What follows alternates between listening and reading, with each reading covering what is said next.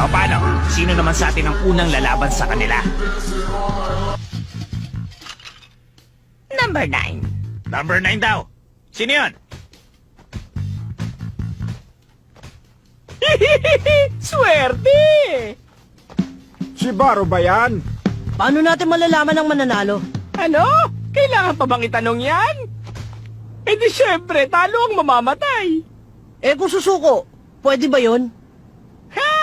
Ha? Nabubuhan ka na ba?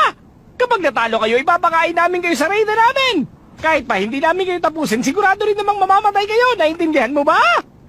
Oo, okay lang sa akin ang ganun. Pero kung matalo namin kayo, hindi nyo naman kailangan mamatay, hindi ba? At kahit matalo ko kayo, wala akong interes na kainin kayo. Kung papayagan ng pagsuko, mabubuhay pa kayo. Pero kapalit nun, dapat mangako kayo sa amin na titigil na kayo.